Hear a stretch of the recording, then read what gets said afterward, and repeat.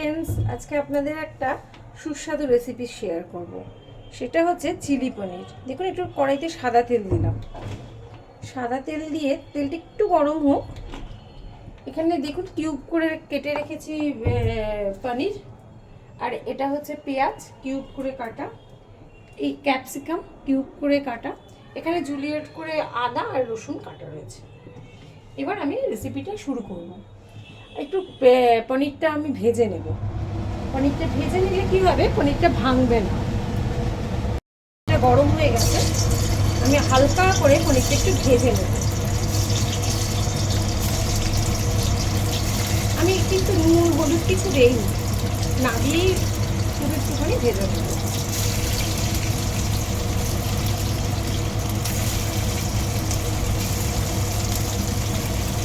পনির আমাদের কম বেশি বাড়িতে হয়।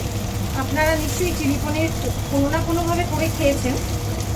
আমি যেটা শেয়ার করছি এটা করে খেয়ে দেখুন, খুবই ভালো লাগবে। লুচি, পরোটা, পোলাও সকলের সাথে পনিরটা খুব ভালো লাগবে। একটু ভাজা ভাজা হবে, খুব বেশি ভাজবো না, তাহলে আবার শক্ত হয়ে যাবে। একটু ভাজা ভাজা হবে। দেখুন হালকা হালকা লাল হয়ে গেছে। এবার আমি পনিরগুলোকে তুলে নেবো। আমি বেশি ভাজলে না পনির শক্ত হয়ে যায়, তাহলে সফটনেসটা থাকবে না। এবার আদাটা দিয়ে দিলাম, যেটা জুলিয়েট করে কাটা রয়েছে। রসুনটাও দিয়ে দিলাম। একটু ভাজা ভাজা হবে, তারপর আমরা পেঁয়াজটাও দিয়ে দেবো।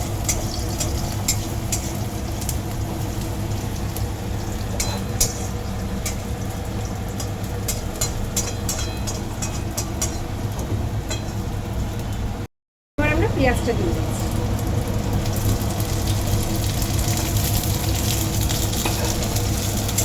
পেঁয়াজটা দিয়ে একটু ভাজা ভাজা করে নেবো।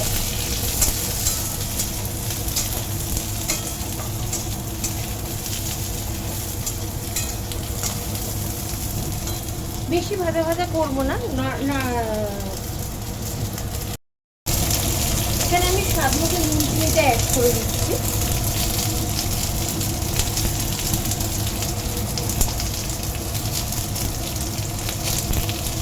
নুনটাও অ্যাড করে দিলাম।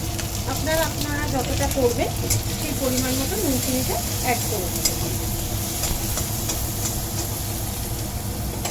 এবার আমি ক্যাপসিকামটা এর মধ্যে দিয়ে দেবো। ক্যাপসিকামটা একটুখানি ভাজা ভাজা করে নেবো।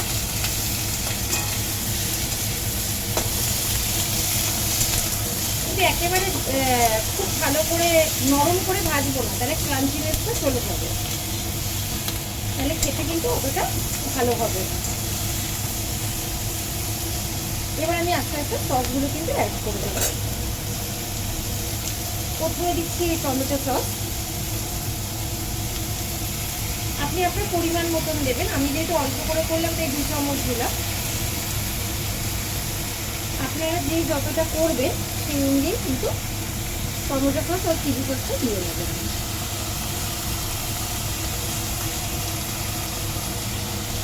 আবার একটু নাড়িয়ে নিলাম সবটা একসাথে।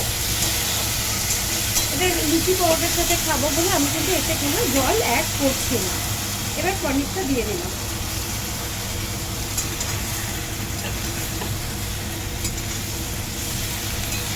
দেখুন ফ্রেন্ড, ভীষণ কালারফুল একটা রান্না হয়েছে।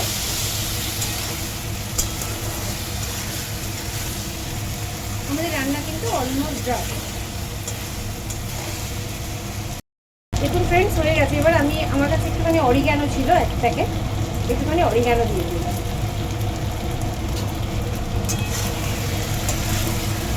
দেখুন এটা কিন্তু খুব ড্রাই চিলি পনির তৈরি হয়ে গেল। ফ্রেন্ডস দেখুন, আমাদের চিলি পনিরটা কিন্তু রান্না হয়ে গেছে। আশা করি আপনাদের সকলের ভালো লাগবে। বাড়িতে বানিয়ে খেয়ে দেখুন, নিশ্চয়ই ভালো লাগবে। ফ্রেন্ডস, এটা একদম ড্রাই হয়ে গেছে। এবার আমি এর মধ্যে একটুখানি কর্নফ্লাওয়ার গুলে দেবো। এখানে আমি 1 চামচ কর্নফ্লাওয়ার নিয়েছি, একটু জলের মধ্যে গুলে নিয়েছি। এখানে আমি একটুখানি সস অ্যাড করব, একটু চিলি সস, একটু টমেটো সস। তাহলে কর্নফ্লাওয়ারের যে গন্ধটা সেটা থাকবে না, একটু টেস্টি হবে। তাহলে একটু গ্রেভির মতন হবে, তাহলে আমাদের রুটি, পরোটা, পোলাওয়ের সাথে খেতে ভালো লাগবে। এই যে ফ্রেন্ডস, এবার এটা আমি এটার সাথে মিশিয়ে দিলাম। কর্নফ্লাওয়ার দিলে এমনি একটা গ্রেভিটা থিকনেস হয়ে যায়, আপনারা সবাই জানেন। এবার একটু ফোটা পর্যন্ত অপেক্ষা করব, করে গ্যাসটা বন্ধ করে দেবো। আর এখানে আমি কাঁচা লঙ্কা অ্যাড করছি। এই দেখুন, ছুরি দিয়ে, কাঁচি দিয়ে কাঁচা লঙ্কাটা অ্যাড করে দিচ্ছি। তাহলে কাঁচা লঙ্কার যে অ্যারোমাটা এটার মধ্যে মিশে যাবে, খেতেও খুব ভালো লাগবে। আপনারা এইভাবে বানিয়ে খেয়ে দেখুন, আশা করি আপনাদেরও ভালো লাগবে। Almost done. এই দেখুন, এবারে গ্রেভির মতো হয়ে গেছে।